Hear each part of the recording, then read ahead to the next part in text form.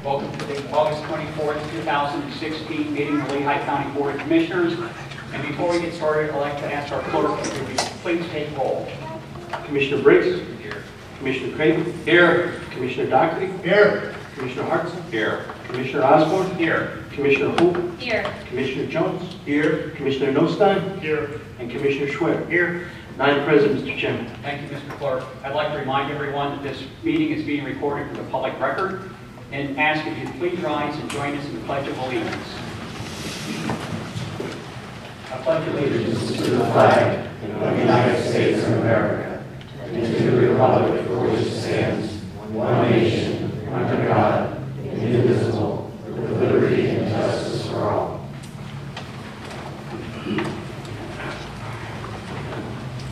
Thank you. Board, we have before us the minutes from our last meeting, August 20th. That's it should be August 10th. Thank you. I didn't think it was just 4 days ago. No. The minutes of August 10th, are there any suggestions for corrections or additions? Hearing none. Motion for approval? So moved. Motion by Commissioner Dougherty as amended to August 10th. Seconded by Commissioner Holt. All in favor say aye. Aye. Mr. Clerk, have there been any executive sessions held since our last meeting? Yes, Mr. Chairman, the Board of Commissioners met in executive session prior to tonight's meeting, 8/24/16, to discuss pending assessment litigation and labor negotiations. Thank you, Mr. Clerk.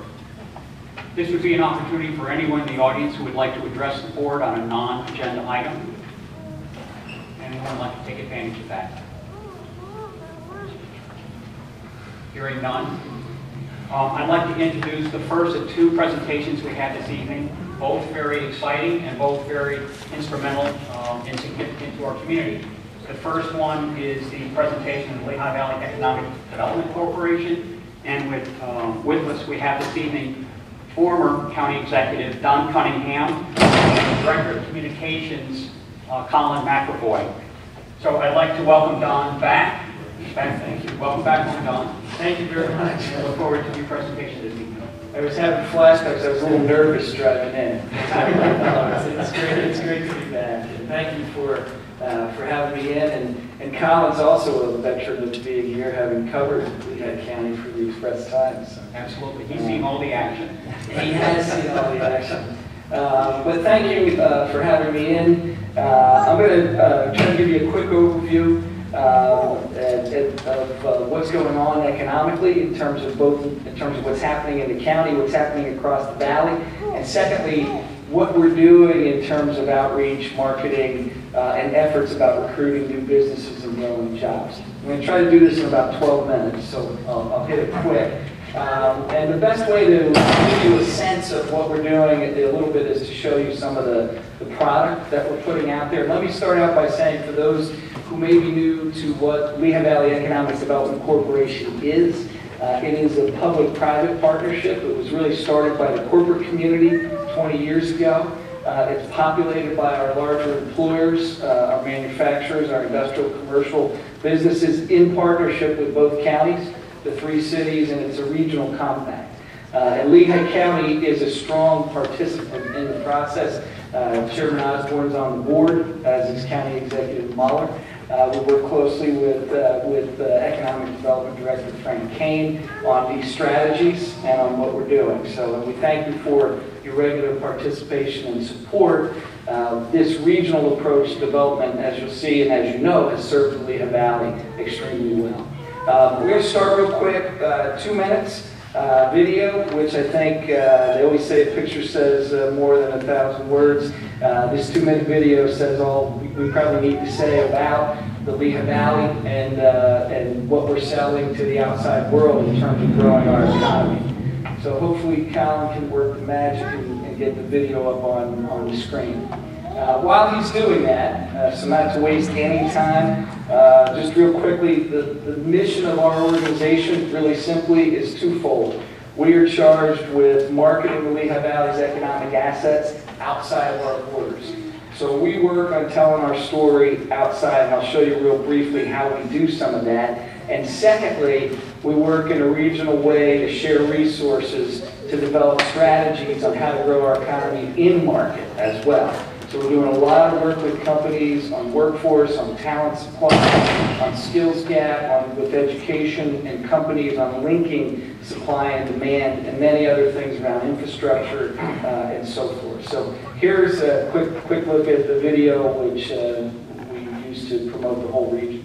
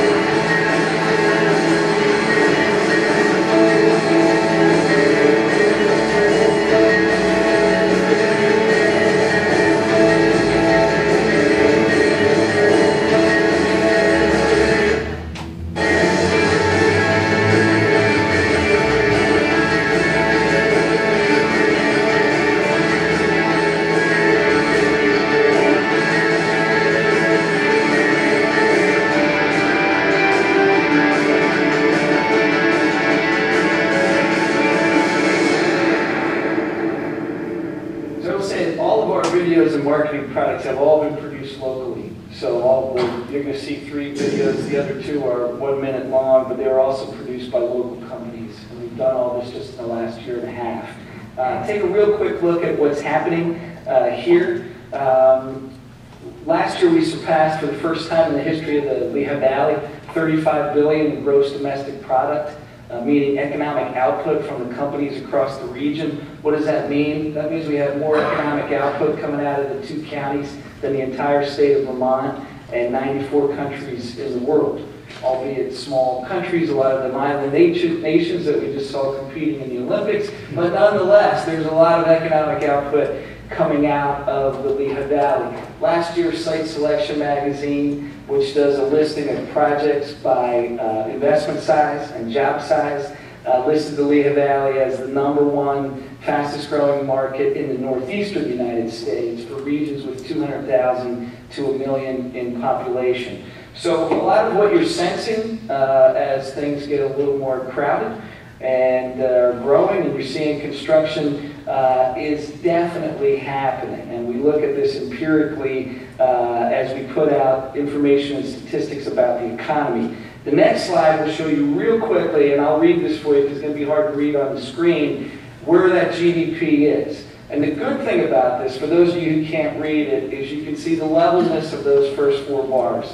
And what this means is that we have a very balanced economy in the Lehigh Valley. The first 2 largest sectors are finance and real estate. The second is business services. A lot of that is corporate offices, insurance, banking, back office functionalities that exist. Interestingly, the third at $4.95 billion is manufacturing.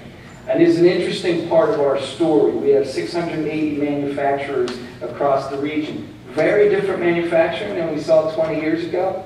A lot of it's small, 20 employees to 100 employees, operating in 20,000 square feet to maybe 70,000 square feet.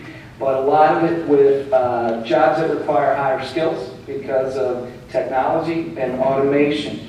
Fourth, education and healthcare. Interestingly, healthcare is our #1 employer in terms of jobs, but in terms of economic output, we have 3 sectors actually larger. The only other thing I'll note is actually the 6th bar there, which is $1.6 billion in GDP, is your transportation, warehousing, logistics, e-commerce sector. So when it comes to actual measurement of economic output, while logistics and e-commerce and warehousing is growing, it's still not one of the top 4 sectors in the Lehigh Valley.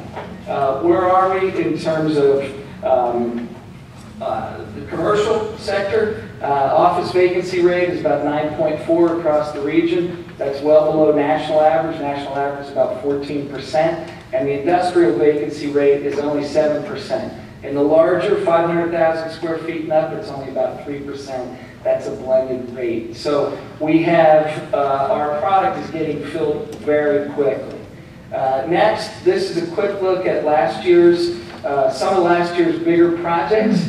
Interestingly, 9 of 19 of our biggest projects last year were international. We're seeing a lot of interest and a lot of demand from Europe and Asia and Canada coming into the U.S. market, being very interested in the Lehigh Valley as a location. The left side of that slide in the boldface are the Lehigh County projects. Again, for those in the audience, real quick, the first one is I2R Nanoware, which is a Canadian Nanowave, which is a Canadian aerospace equipment manufacturing company, which came to Lower Macungie. Mamidi, which is a German semiconductor electronic component manufacturer, which came to Upper Macungie.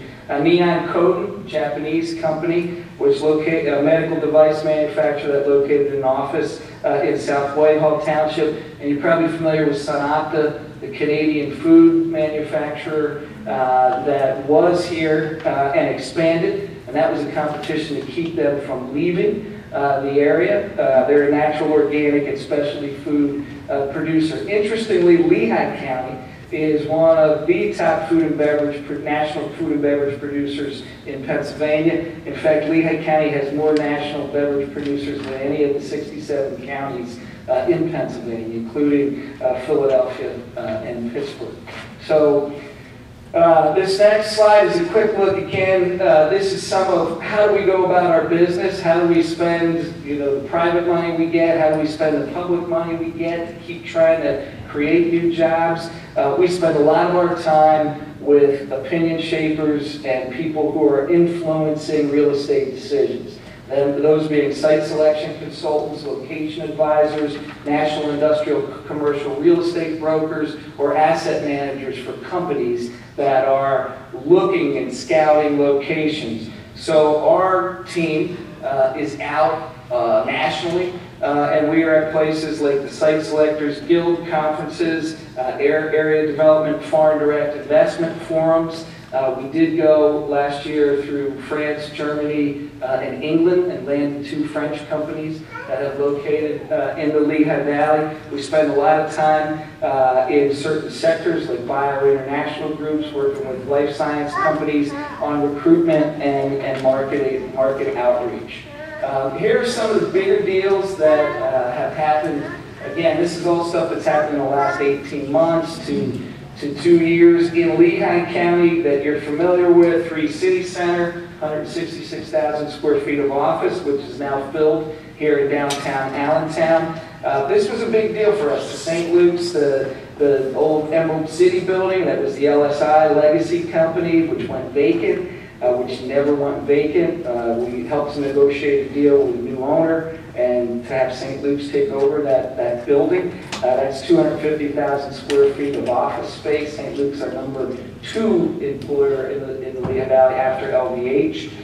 Next slide, some other back office jobs, Paychecks, which is 100 new jobs that came in. The Sharp Packaging, which is 50 new jobs and 580 jobs retained in 122,000 square feet in Lehigh County. The Liberty Business Park, too, which you've been reading about recently, which will now house East Penn Manufacturing, Ryder Systems, and the 3rd building to be delivered in 2017. And in the pipeline, and these are you're familiar with, but U-line distribution, which is 1.6 million square feet coming on in Lower Mac, and obviously the Hamilton Crossings Lifestyle Center, which is the biggest retail commercial development in the Lehigh Valley in quite a long time, since development of the Promenade, which is slowly coming online this year in Lehigh County. Finally, in summary, what's happening, and you all know it and see it, but the Lehigh Valley is one of the hubs, and Lehigh County is central to that, for industrial commercial growth on the East Coast and even nationally. We're one of really two major markets with access to New York City and Philadelphia and the whole East Coast corridor, where major retailers and suppliers want to be. The FedEx deal is only hyping that, as FedEx is building its largest facility in the U.S., right above the airport. What's driving that? E-commerce. E-commerce is growing at about 20%, bricks and mortar retail at about 1 to 2%. So every time somebody goes on their computer and orders a product, there is a whole back economy that is created, and lots of it is right here in the Lehigh Valley to deliver those products. And it's growing, and it's not going away soon. The challenge, obviously, is land use and congestion in trucks.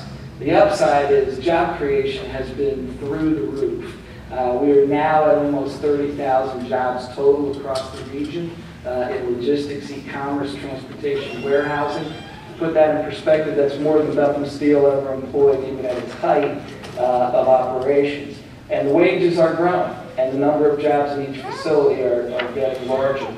The second piece I'll leave you with is that manufacturing, GDP is growing, as are the number of manufacturers and the interest of manufacturers to be in the Lehigh Valley and to be in Lehigh County. In fact, the Lehigh Valley is the 64th largest market in the United States for manufacturing, which is significant because we're actually swinging above our weight class there, because we're not the 64th largest metropolitan region in the United States out of 351 major U.S. regions. So we want to continue to see more growth there. Finally, as I said, we've had a long-standing great partnership with the counties and the cities.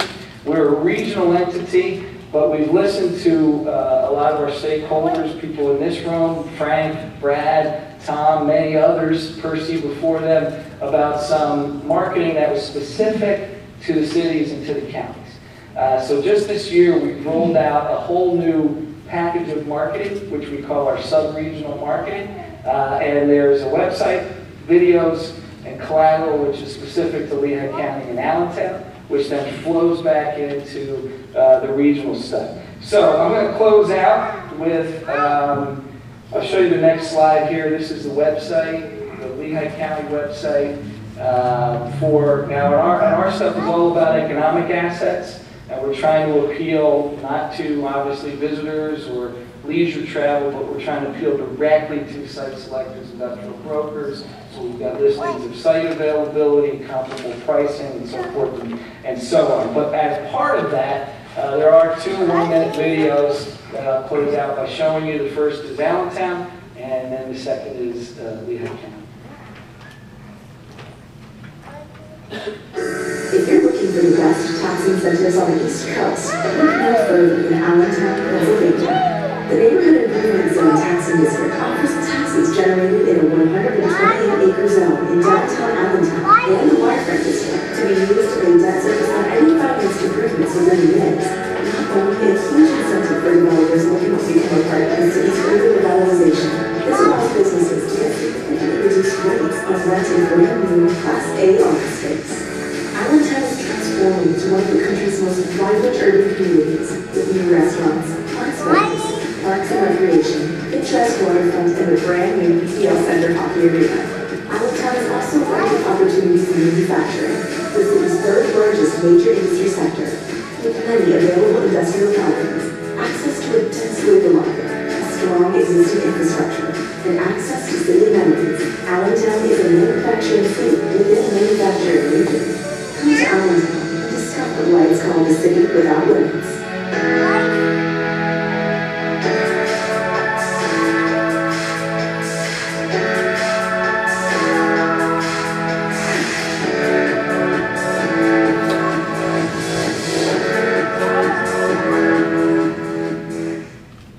save the best for last.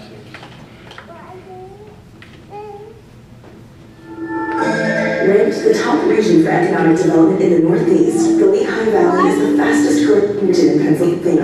Lehigh County has set the bar high with its economic growth and success, along with its unprecedented revitalization of Allentown. It is the home of 3 Fortune 500 companies and 2 nationally renowned sports venues, Coca-Cola Park and the recently completed LCA Cedar hockey arena. With a strong infrastructure and excellent access to markets, Lehigh County has seen the continued growth in its manufacturing economy, with companies like Mack Trucks, Neutron, and Olympus calling it home. The county's high-quality water and sewer resources also made it a mecca for food and beverage manufacturers. Unemployment in Lehigh County is at its lowest rate in 7 years. Home sales are up, the construction market is active, and Lehigh County has the 3rd highest credit rating among all 67 counties in Pennsylvania. Come to Lehigh County and be a part of this remarkable success story.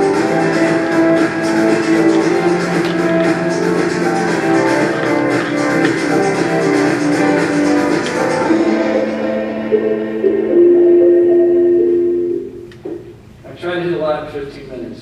Thank you for the time. If there's any questions, I'll be glad to answer here or offline. Thank you, Don. Really appreciate the presentation. Any questions, Commissioner Epstein? Just a comment, you had one asset missing on your video. Yeah. And it's a world-class facility. It's supposed to Olympic trial. That's what it is, though. Competitions, national championships. So. If I only knew an Olympic cyclist that I could talk to. No, you're right. I haven't gone anywhere. It's a very good observation. We'll make sure we have it in there. Hold you to your word. Commissioner Cole. I have 2 questions. One was, do you work to keep the economic base diversified at all? Like I noticed you have that chart showing the different, and is that a part of the plan to keep that diversified or try to build certain areas or? Yes, a great question. Actually, what we have are target sectors that we go after to try to recruit and grow. We always say there's 2 things. There's the market's driving certain things, and then there's things that we're trying to affect the market, right? So for example, as I said, industrial commercial growth is booming, and most of that is market driven. We spend a lot of time recruiting in biotech, life sciences, manufacturing, and any kind of aggregated office use, finance, insurance, back office support. So yes, I mean our marketing and our outreach is trying to push the market a certain way to seek development of jobs that we view as desirable. Thank you, Don. Commissioner Doherty. Yes, we've become warehouse capital that Northeast also with all these logistics firms locating here. We all realize, though, that the number of jobs per facility is not very high there. But the spec market has really gone out and built a lot of warehouses. What are you doing to encourage the spec market in terms of manufacturing facilities, which would result in more jobs and more income? I would say we probably spend 80% of our time on manufacturing projects, trying to connect them to developers, trying to connect them to sites. The state's economic development incentive program is really geared towards manufacturing in terms of any job creation tax credits or grants. What you're calling warehouse, in the old days it was warehouses. Today they're logistics, fulfillment, e-commerce centers. And I will say in the old days, back when I was beginning of time, when I was county executive here, you might have had a large facility and you might only have 50 people working in it. Now it's common for there to be hundreds. The new Amazon project, which happens to be in Northampton County, is going to be 800. The Zulily e-commerce facility is 1,200. The FedEx facility will be 700. So a lot of what people see and assume is low employment is higher employment than it used to be 10, 12 years ago. But most of our work is manufacturing based. Commissioner Creighton. Thanks, Don. Hey, one quick question. Was the GDP for that 4th category with the educational and healthcare services, is that the gross billable dollars they bill out, or?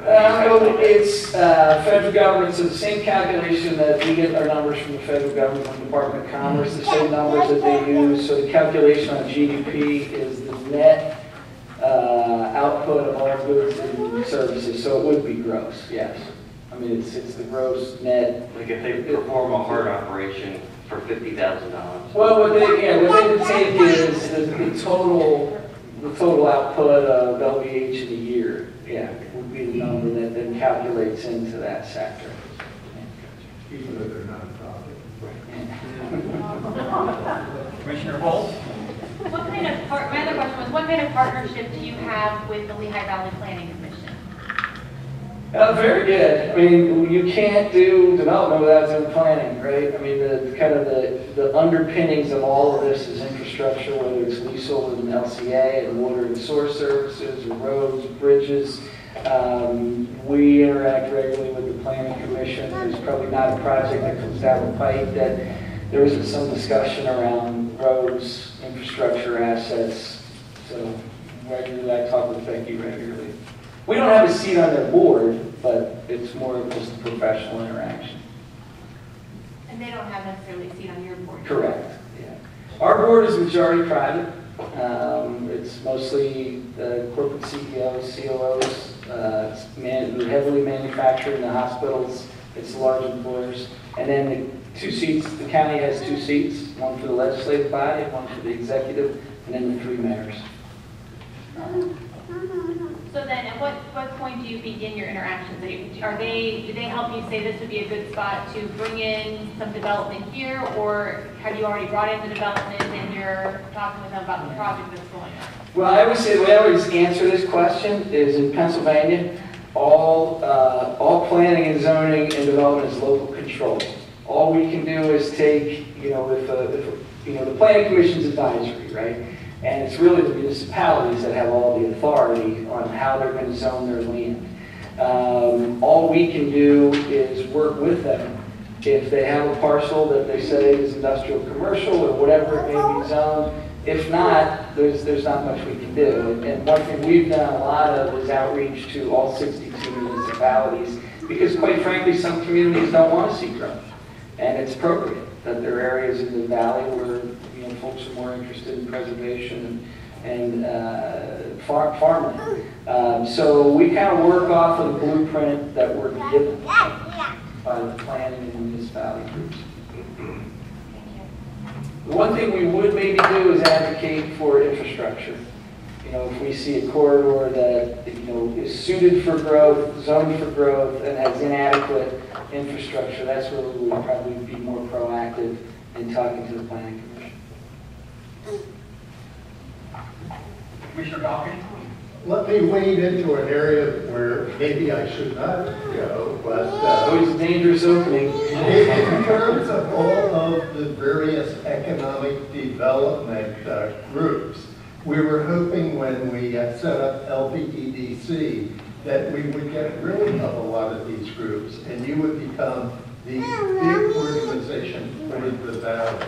Do you still see need for all of these, let's say, county departments and AEDC and all these other groups out there, or do you think you could do a better job by consolidating these all into one? Well, what we've tried to do, you tried to pull me out into a landmine there, but what we've tried to do is create functional consolidation. Like, for example, what the county does, the IDA, the Area Loan Organization, which is really cost effective.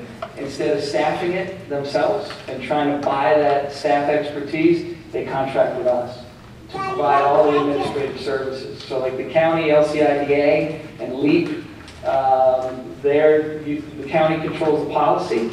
We run the administrative with a central shared services center. We do the same for those 2 entities in Northampton County. Whether places like Whitehall need to have their own IDAs and so forth and staff those, I'll let that one alone. But I think we've done a good job of doing like a fee for service, and it's relatively cheap. I think the Lehigh County IDA pays LVEDC about $25,000 a year. I mean, you couldn't even buy a staff person for that. Certainly, you couldn't buy a staff person with financial expertise to oversee TIP districts and KOZs and so forth and so on. So it might not be perfect yet, but I think we've come a long way, and we're saving money through a shared services model. Good save, Don. Thank you, guys. Any other questions? Don, before you leave, I'd like to just add one general comment. First of all, I appreciate the work that you've done at LVEDC in the last 4 to 5 years. 4 years, yeah. Thank you. You've really reshaped the organization, including some of the personnel, Colin being one of them, Director of Communications. And one of the things I've been impressed with, and I learned along the way, is the amount of work that your organization does behind the scenes to get one of these major corporations here in this area. You know, when it hits the headline, you think it's happened in the last couple of weeks, but really sometimes, as I've learned, sometimes it's been a couple of years in the making. So I don't know if your organization gets its full exposure and due for all the work that you do leading up to the prizes. Oh, thank you. And the normal curve on a development project is 2 to 3 years. So usually by the time you're reading about a ribbon cutting, something's been going on 2+ years behind the scenes. And all of our work is, we have to work in confidentiality and non-disclosure because corporations are looking at multiple sites, often revealing their finances to us, and we usually have to work in confidentiality. So we can't really talk about anything until it's done. Thank you. For the record, I may have missed this in the beginning. Don is the president and CEO of Lehigh Valley Economic Development Corporation. Just think of him as a former county executive, but he's moved on and done a great job. I've been called a lot worse to vote for. So thank you for coming back home. Thank you, Colin.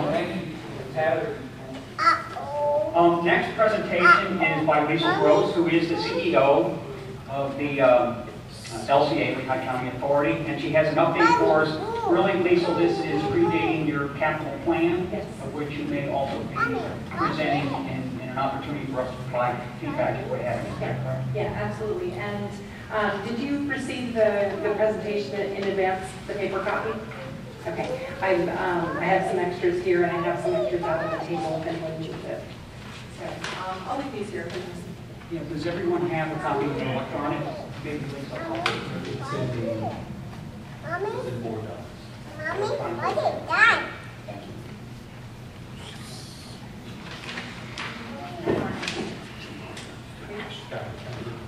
You need one?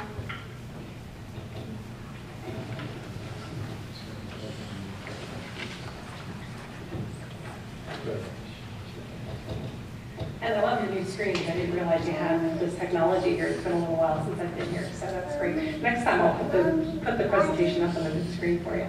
I won't take up a lot of your time, and as Brad said, this is kind of preliminary presentation. Our board of directors was anticipating doing a much more detailed presentation on Monday this week, but unfortunately, due to some absences and health issues, we had to cancel that meeting. So this is actually, you guys are getting it first before our board has even seen it. So I'll keep it somewhat brief, and also really to jump way ahead to the very last page to direct you to my email address, which I'm giving all of you. So if you have questions coming out of this or specific project questions that you want to ask, I'd really like to have those by email, and any comments by email so that we can present those to our board so they have the benefit of their feedback as well. So I can answer some questions today. I brought the entire plan with me today, so we're going to look at every project, but and really here just to give you the overview.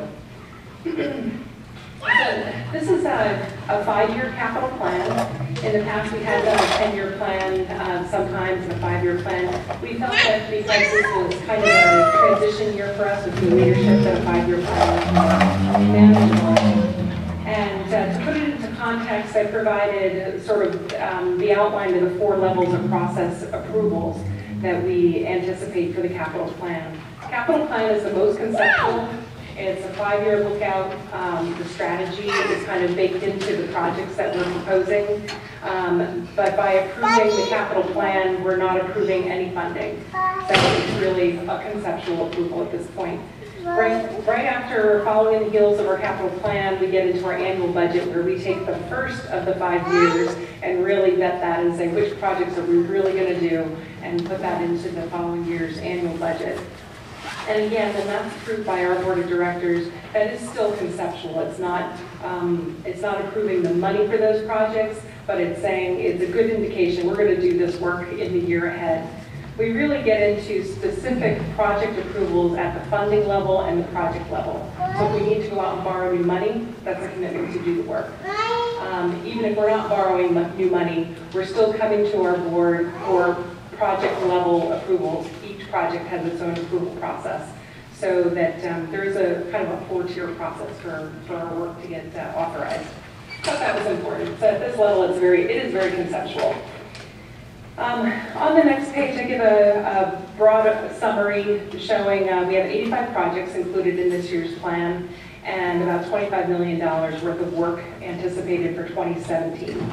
The entire plan is $146 million, and I thought it was important to highlight that $58 million of that is related to the administrative order, which has been talked about quite a bit in the media, and I'll go through a couple of those projects in more detail later. We have 4 basic funds in our budgetary structure: administration, suburban water, suburban wastewater, and then the whole city lease is in one budget. And you can see the breakout there. Then the next page shows the administration projects, which are really, that's our IT group. So we have $2.8 million worth of IT projects planned for the next 5 years. And we split that between water, wastewater, suburban, city, kind of based on customer counts.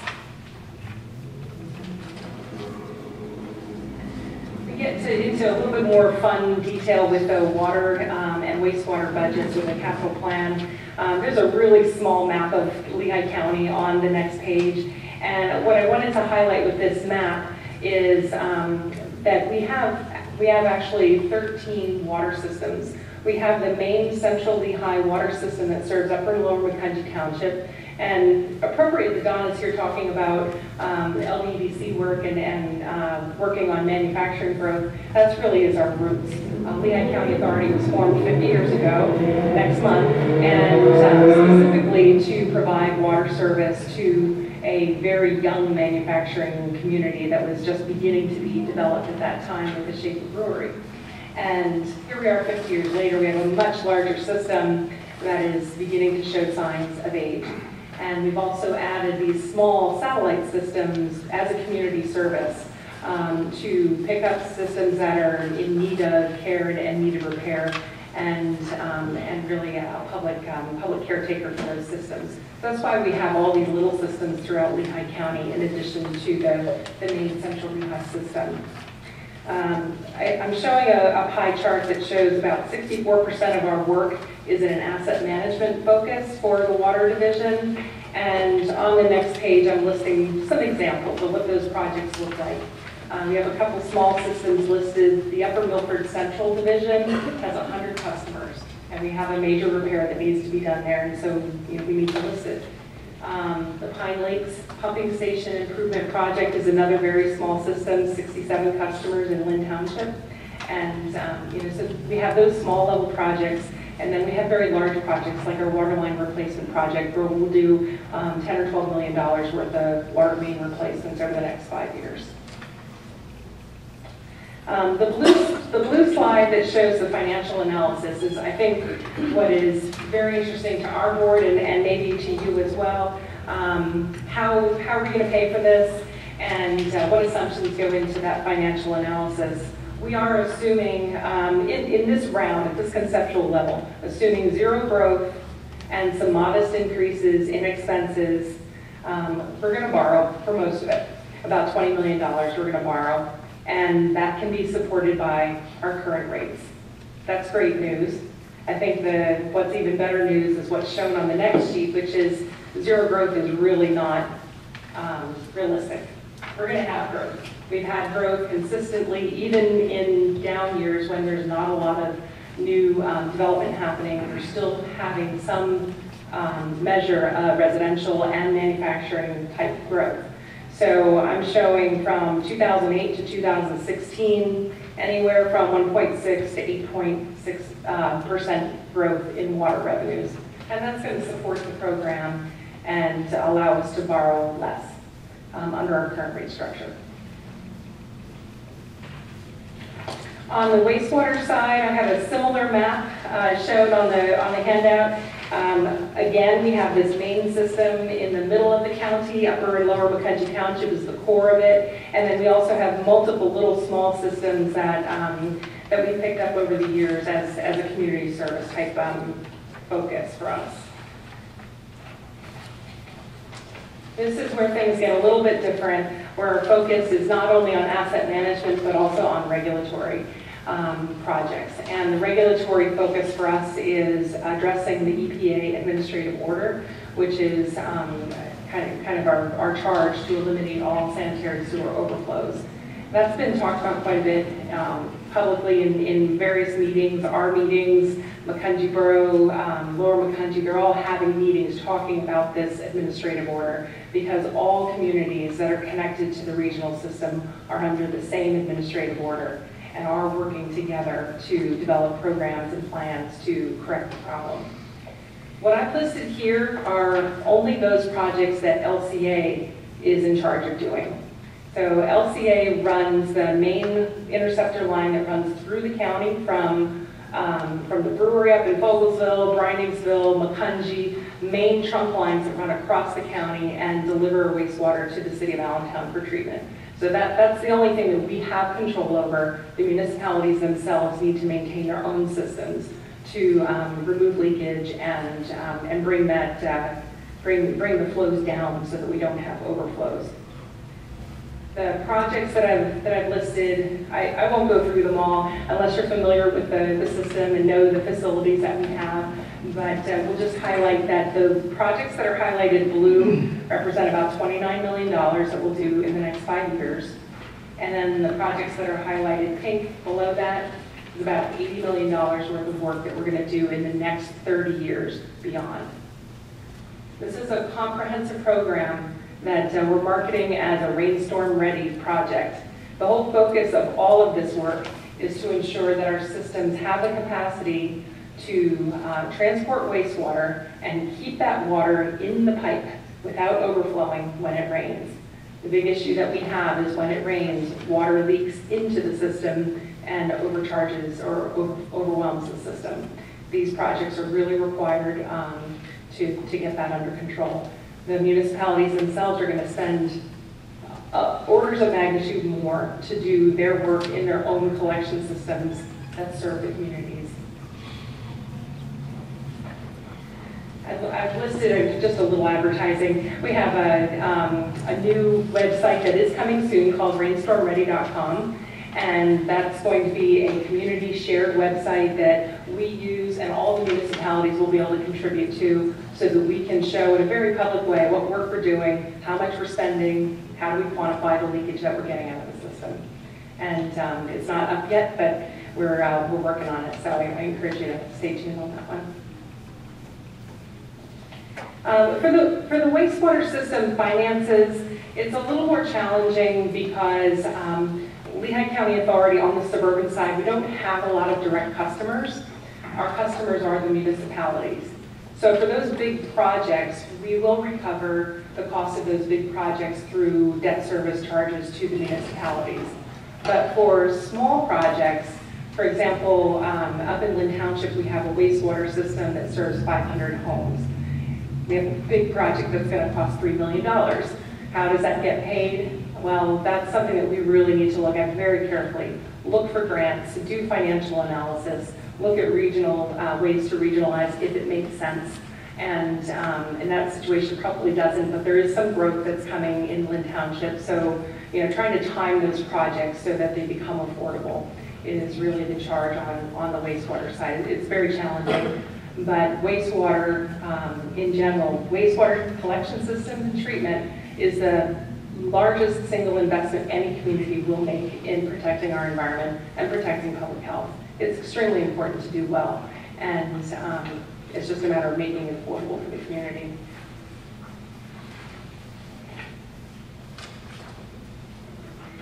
On the city division plan, we have about $76 million worth of project plan for the next 5 years. And I've lumped the water and wastewater together because it is one budget for LCA. It's one project, the LCA lease for the Allentown lease. The project mix is a little bit different though, because under the terms of the lease agreement with Allentown, we have projects that are required. So we have no option, we must do them. So I've listed some of those here. And then we also have projects that are required by regulation related to the administrative order. Some examples of projects that are required. Allentown is required that we do 2 miles of water main replacement every year for the next 50 years. And for the next 5 years, that's going to cost us about $17 million. And we're going to do it, and it needs to be done. It's an old system, but I just want to be clear that we don't have really choice on some of those required projects. For the administrative order projects that are going to be completed in the city of Allentown, it's a little bit different funding mechanism. The city is still the owner of the system, and so they are still named in the administrative order and are required to pay for those projects. However, we front the money and we collect money from the customers directly to help the city pay us back. A little circular process, but it's working and it will work into the future. But we have about $30 million more worth of work in Allentown in the next 5 years related to the administrative order. So we have our suburban side of the project, and then we have our in-city side, and altogether that's about $58 million. Big problem.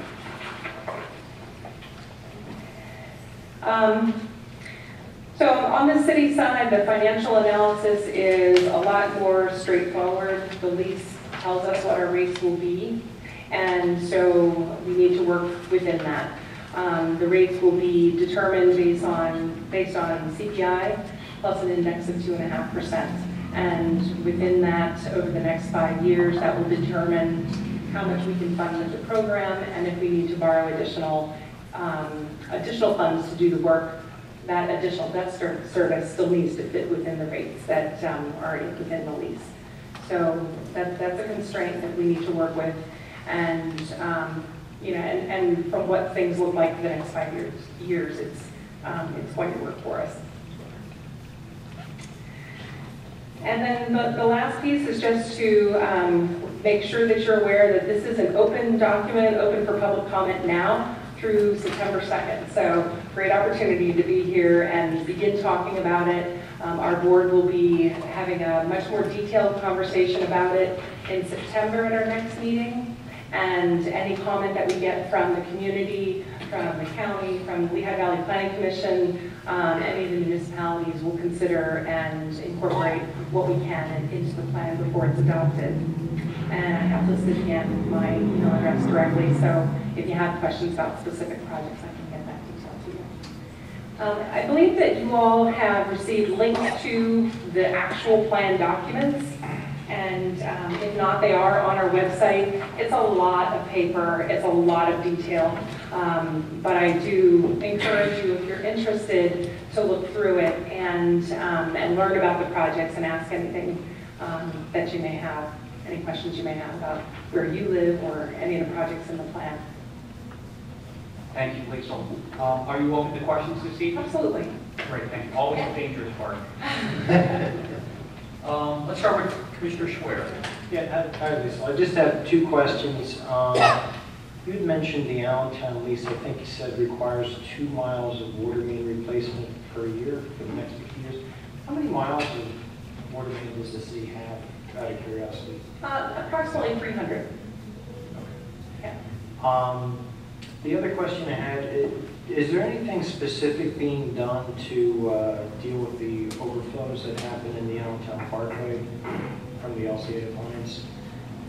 But yes, that's what I've been talking about in terms of the administrative order projects. So just within the next 5 years, we have about $58 million worth of projects related to that. So some of the projects are related to the pump station that's in the Parkway.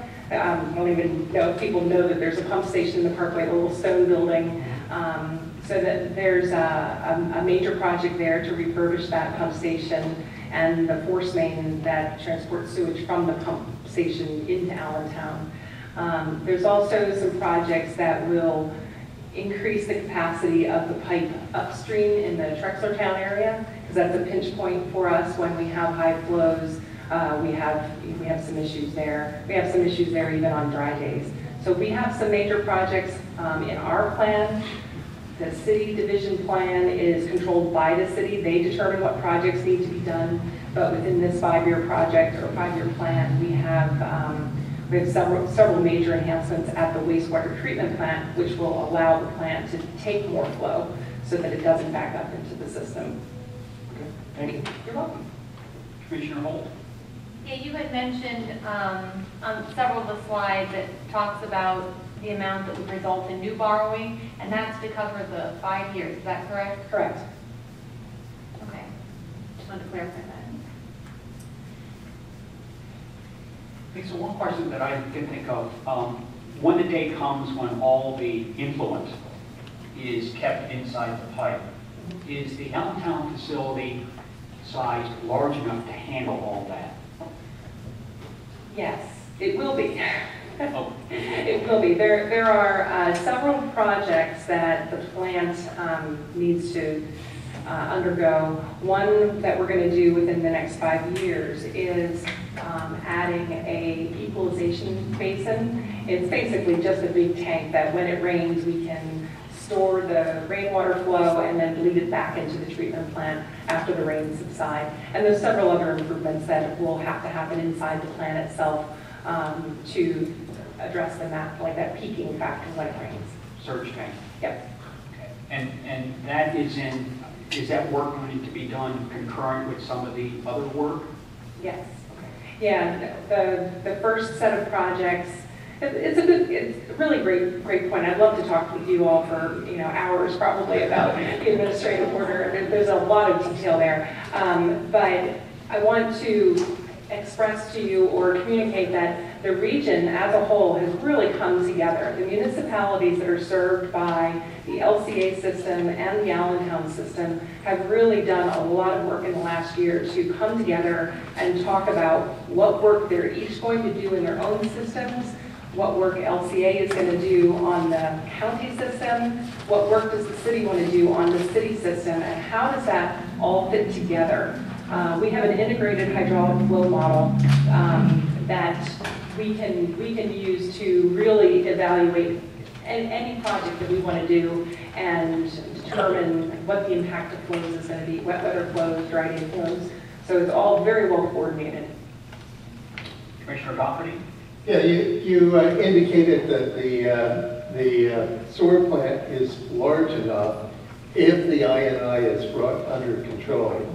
If it's not brought under control, how many more years of growth do we have before we would have to have maybe a growth moratorium and not be able to have LVEDC bring in new companies? That's a good question. The growth and wet weather capacity are distinct but interrelated problems. So just to give you an idea, on a regular dry day, like today, no rain today, the wastewater treatment plant is seeing about 30 to 32 million gallons of wastewater flowing to the plant. It can handle easily 40 million gallons a day. That's what it's rated for. So the difference between 32 million a day and 40 million a day, that 8 million gallons a day, is accessible for growth. And that's more than what we project is needed for the next 30 years. But the problem is when it rains, that 32 million gallons a day can spike to 86 or 120 or some unmeasurable amount of flow above the 32 million. That's all the rainwater coming in. So they're distinct issues, but they are interrelated because it all has to do with pipe size and tank size and the capacity of the system. I'm not sure I really answered your question, but the growth that we're anticipating is not a current problem. It's not an issue that we're currently concerned about. And as we take inflow and infiltration out of the pipe, it just makes things even better because the 32 million gallons a day will come down to 30 or 29 as we get groundwater and rainwater out of the system. Does that help? Any other questions? Commissioner Craig? Quick question. You talked about a big project up in Tripoli. Yeah. What if half the people in Tripoli don't want to use sewer plant? Well, let me see if I can find that one. I brought the big books with me just so I can look at them. The sewer plant in Lynn Township is, there's already an Act 537 plan on the books for a plant expansion for future growth. And so that project really only becomes viable when we know growth is going to happen. But we do have rainwater infiltration issues in that system, similar to what we have in Lehigh County main system. So we can do some of the work at a smaller scale to address the wet weather issues. But if the growth is actually going to happen, that's what's going to pay for the big plant upgrade. Does that help? Kind of. So you don't, without growth, it's like a dead issue. But For the most part, I mean, I think that between the township and the planning commission and the developers that are looking at properties, it's going to be a collaborative conversation about when it makes sense to do that project. Any other questions? Okay, so thank you so much for coming this evening and sharing the information with us. And again, as a reminder, you need to know that's by September 2nd. That's correct. Thank you. Thank you. Thank you. Thank you. Well, for the rest of the agenda, we don't have any appointments before us this evening, no old business. So I would like to ask if we have any motions that would like to be considered for this evening. Yes. Commissioner Briggs.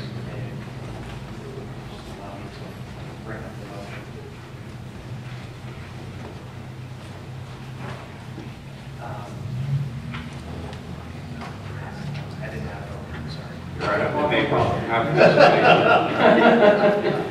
Would you like me to read it in the record? There we go. I move the Lehigh County Board of Commissioners state its opposition to Federal Highway Administrative Rule 2016-0016 titled Metropolitan Planning Organization Coordination and Planning Area Reform, and authorize the chair of the Board of Commissioners to communicate in writing the Board of Commissioners operation in advance of the public comment period expiration, which expires on August 26, 2016. Second. Motion by Commissioner Brady. Is that a motion, Commissioner Brady? It was. And second by Commissioner Bonke. Any questions, comments? Explain for the common folk, of which I am one, the specific concerns expressed. Sure. So the last couple of days, we've seen some media reports about this. And there's some generally what this proposed rule would do. It impacts the function of the Lehigh Valley Planning Commission, first and foremost, in which we have metropolitan planning areas established. The Lehigh Valley is one, and that geography includes Lehigh, Northampton counties, parts of Monroe, Harbin, Bucks, Berks, and Warren County in New Jersey. Within that metropolitan planning area, metropolitan planning organizations like LVEDC function to direct things such as long-range transportation planning, the transportation improvement program, and also the measurements for success of their work. What this rule change would do was, every 10 years, the MPA, which is the Metropolitan Planning Area, would be subject to change based upon the 20-year urban area revised projections. Again, all done every 10 years.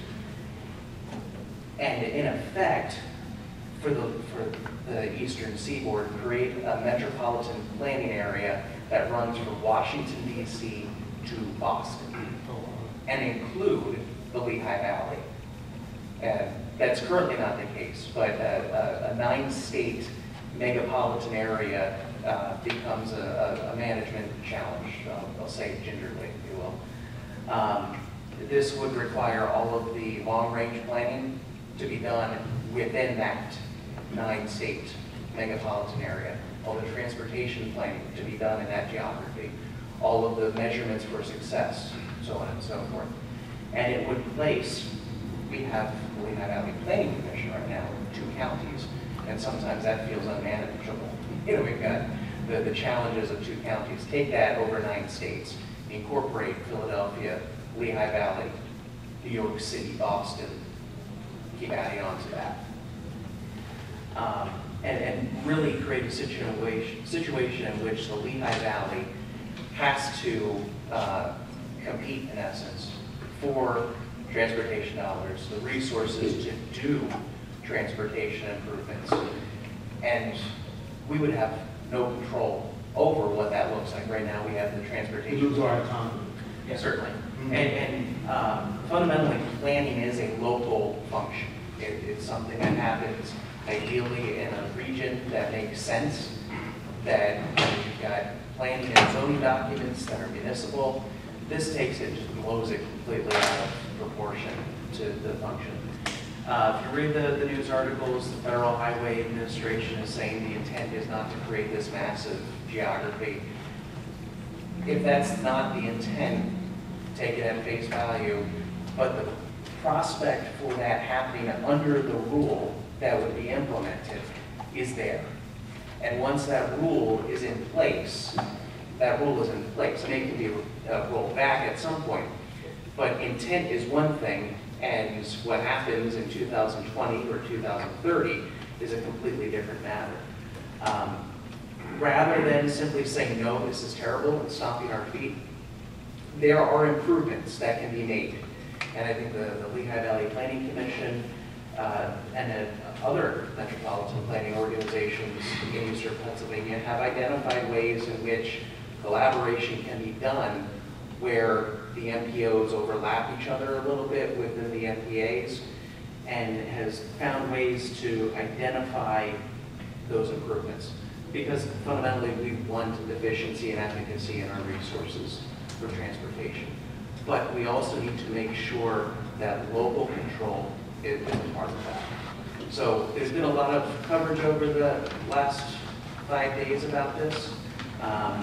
But I think this is one of those situations where you're a Lehigh County, Lehigh Valley elected official, and we're concerned about the resources that are available for our transportation assets. We need to be on record.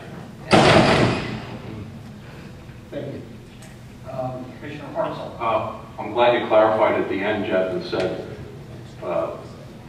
my sense, I must have missed, I only became aware of this with this morning's paper, and my sense then was, boy, are these guys panicking maybe a little too soon and a little too dramatically? But what you're saying is correct. This rule, they just want this rule changed? At this point, it's a proposed rule change, and it's open for public feedback. Okay. So they're saying, we think we have a much better way of doing this, because my sense was from this morning that this isn't necessarily going to make this mega thing. It could, but, you know. Once that rule is in effect, there's no recourse to prevent that, is the concern. So this is okay. Yeah, to follow up on that though, right now, there is a 1,000-foot area dividing our MPO, our metropolitan area here from Philadelphia. And that's going to fill in within a few years. That's nothing. And also, New York is growing out this way. But what this was originally designed to fix was the Charlotte area in North Carolina, where Secretary Fox is from. There are 5 metropolitan planning organizations in that one area. So he was trying to pass some sort of new regulations so that they would be combined into one without realizing what it was going to do here in the Northeast. And if we are combined, the big point that Commissioner Brace picked up on there is that the funding level will be done by the whole planning district if this is combined all into one. And therefore, we are going to be low on the totem pole. Any type of tunnel to New York or anything in the Boston area is going to have a higher priority than our transportation here.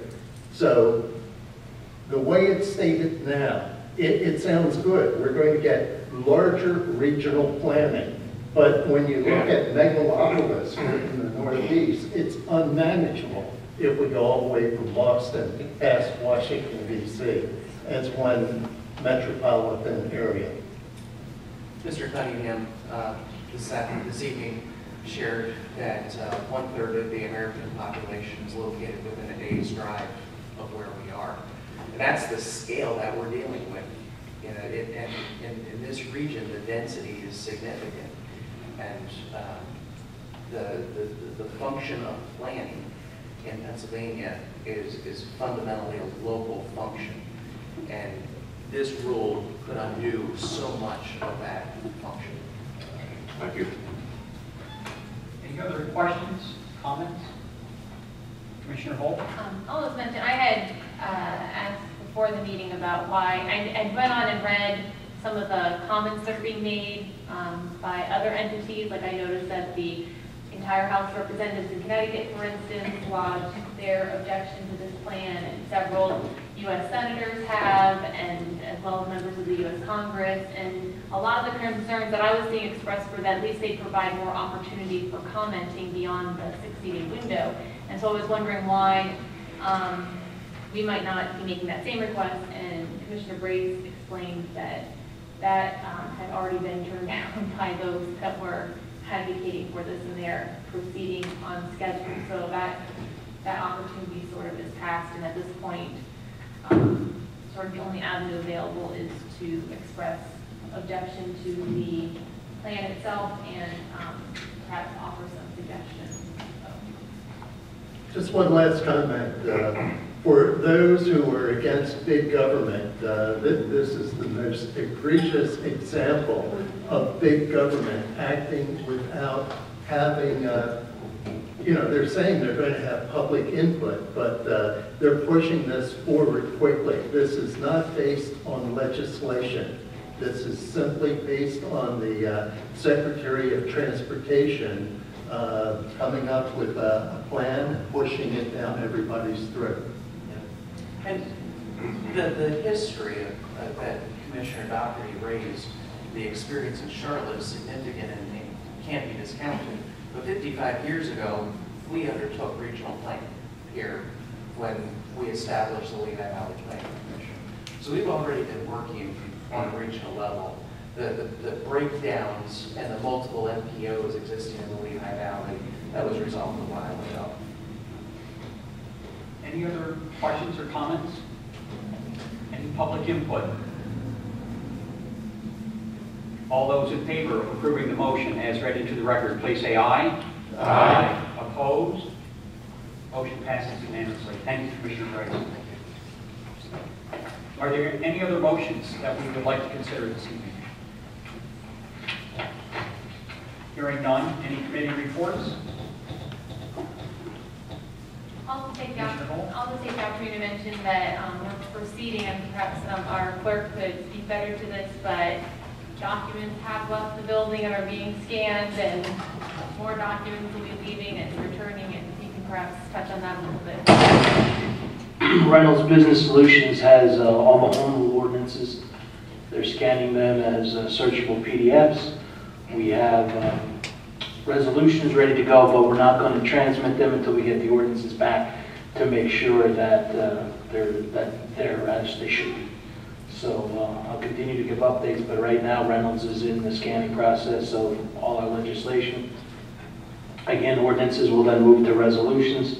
We'll then have board minutes and committee minutes, and I'll keep you up to date. I'll be working with Todd Wiley, who you know, and Bob Kennedy to set that up in some combination of board docs and our website, so that it will be easy for the public to find where they are, and they should be searchable. As the board also asked, I'll be getting an invoice on the ordinances to see that we're indeed on track with what we thought the cost would be. Thank you. Any other committee reports? Commissioner Brace. The Governance Committee this evening forwarded with a positive recommendation of appointee to the Atlanta Board. It's Mr. Napolozzi. That will come to a vote at our next meeting. Thank you. Any citizens' input on the committee reports?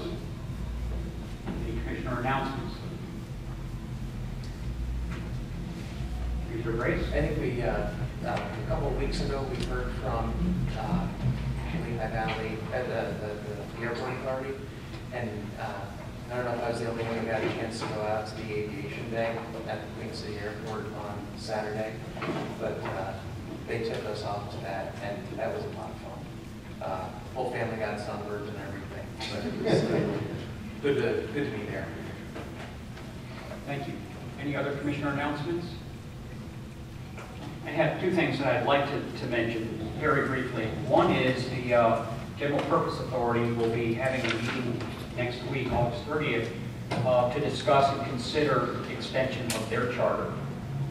This evening we have, I've made available anyway, information in a recent letter from the General Purpose Authority saying that two large projects have netted, one project $15,000, over $15,000, and the second project over $25,000. So there's ongoing activity at the General Purpose Authority, and the concern and then what will be discussed is to make sure that their charter of existence, kind of like we visited with the Airport Authority, extends beyond the projects that they may come before us in the near future. And these projects are typically 20, 30-year type projects for financing. Overall, since 1997, General Purpose Authority has provided almost $4.7 million to the county coffers. And as a board, we know that how we use response sometimes for quality of life type initiatives, but really generally for economic development. The second thing that I'd like to mention is I had the opportunity to be in the audience when Secretary Wetzel from Pennsylvania visited and gave us a presentation. And just very briefly, I mean, it was a very enlightening presentation. And it talks about the state prison system, correction system, I should say, in general. And some of the statistics that I was able to catch, I mean, he just is very fluent and has these statistics at the top of his head. So if I copied this correctly, there's 50,000 inmates in state prison today. It's down a little bit from a high of 51,900. There's 15,000 employees with a budget of $2.5 billion. This is in the great state correction system. And their focus really now is re-entry of these inmates into society. And he did talk about some of the hurdles that they face and some of the strategies that they have in place to address them. But some of the really interesting statistics, if you talk about this kind of not very nice part of what we do as a society, what we need to do, is 75% of the cases are related to addiction. So 75% of the inmates in state prison are there for some reason related to addiction. It's pretty phenomenal when I heard that. 27% in the system are in the mental health system. And there's an interaction between mental health and drug addiction. And he spoke about that too. And it's something that we hear about here in Lehigh County and we address at the local level, but this is at the state level. 50% of those who come into prison do not have a high school diploma. And there's programs that the state prison system is addressing to make sure that these inmates, when they're reintroduced into society, that they have the tools, to go back into society and become productive citizens. He talked about, the state prison system, these are his words. He described it used to be in the Flintstone stage, and they're trying to get it to the Jetson stage, and addressing the real reason why these inmates are here, and trying to work on reducing recidivism. Interestingly, just recently in one of the local newspapers, there was a headline and an article, and I thought this tied in very nicely with the subject that we just heard about. And the headline is, "More likely to die of overdoses in Philadelphia than murders." So this really captures, in a high level, the effect of drug addictions and drug in our society today. So I just wanted to share that with everyone. If you have an opportunity to talk with Secretary Wetzel in any capacity, even email, he's really going after it. He's a former county corrections officer, so he knows what he's talking about. 5 different counties, I think he's in. Mr. Chairman, if I can add something. So actually almost slipped my mind if anybody is still listening at this point. September 1st, My Brother's Keeper is doing a partnership initiative with the Allentown School District. Part of what My Brother's Keeper is charged to do is to help to create pathways of opportunity for our urban youth. And it has 6 significant life outcome milestones. One of them is graduating high school, going on to secondary education or job training. In order to affect that outcome, you have to deal with the systemic nature of education in the Allentown School District. So we formulated a partnership with the district. We are bringing in Dr. Jeff Duncan, who is a best-selling author related to urban education and equity and closing the performance gap. Unfortunately, 9 out of 10 of our youth in the Allentown School District are performing at below standards. So the district is going to bring all of their teaching faculty and all their administrators September 1st here at P&L Center. We got to donate, given to us. We just have to pay for the speaker to come in and to begin the process of establishing a value for what equity means within the context of urban education. That evening, over at Durham High School from 6 p.m. to 8 p.m., there is a community panel discussion. We'll have Dr. Tyrone Howard from UCLA will come, again, another best-selling author, to lead a community panel discussion in terms of how does the community do a much better job at effectively challenging the district, holding the district accountable, not just to their anger, but to specific elements related to equity within the framework of education to get better outcomes. So that's September 1st. If you're not doing anything, see you over at Durham, 6 to 8. We'll have some donuts for you. Thank you, Commissioner Jones. Mr. Chairman, we had talked about a brief update on the bond schedule at yesterday's meeting we had. Would you like that now? Please, yes, thank you. Commissioner Osborne and I met with the representatives from Stevens and Lee at Concord yesterday, and we were informed that September 14th is the plan to have first reading on the bonds. So the documents should arrive to the commissioners on September 8th. Again, those documents will not be complete because the bonds will not be sold. September 14th, although it's first reading, essentially becomes the decision point on the bonds. If the board wants to go forward, we go forward with the first reading, and then the day of the 28th, Concord will hold an internet auction for the sale of the bonds. That evening, the final documents will be before the board for approval, but a bid will have already been accepted on the 28th earlier in the day for the bonds. So that's the schedule, and just a reminder that in this case, because we can't overlay our schedule on the bond market, we have to adjust, and the 14th essentially becomes approval. If the board doesn't want to go forward for whatever reason on the 14th, you defer, you table, but if the board announces, if the chairman announces that the bill's had first reading, then the 28th, the auction will be held by our bond counsel. If anyone has any questions, they can get them to me, or I'll get you the contact information for Mr. Fedock and Mr. Peck. Thank you, Mr. Clerk.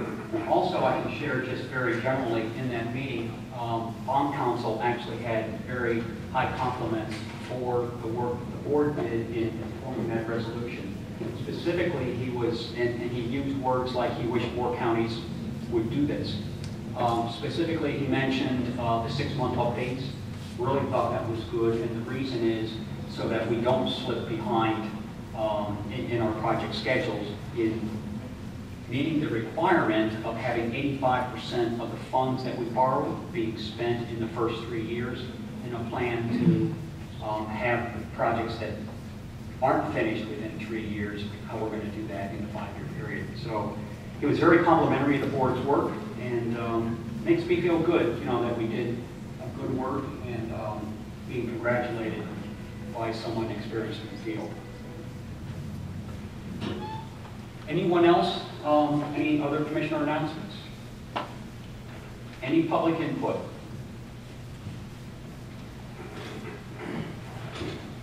Hi, Linda Donches from Emmaus, Pennsylvania. I think this would be under the purview of this board. I'm going to suggest that something be done about the door that makes a lot of noise coming and going. I don't know if there's like a buffer that could be there or something. I mean, once you come in or out, you realize that you need to be quiet going the other way. But I thought it was kind of disruptive tonight during some of the presentations. And so I just suggest that maybe something could be done about that. Thank you, Lynn. We'll look into that. We'll make people stay the whole meeting. But you know, I agree with you. You know, just trying to moderate the discussion this evening. That door is a distraction. So. Any other citizens input? Some of these chairs squeaky too, as long as they're talking. There, 50-40. Picky. First, see if you what? There. Well, first I have to determine that it's really the chair that's squeaking.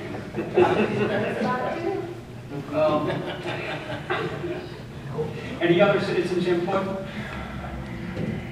I'd like to entertain a motion, if the commissioner is willing to make that motion. For adjournment, but not to executive session. I'll make the motion to adjourn to executive. I guess we're all excited about going.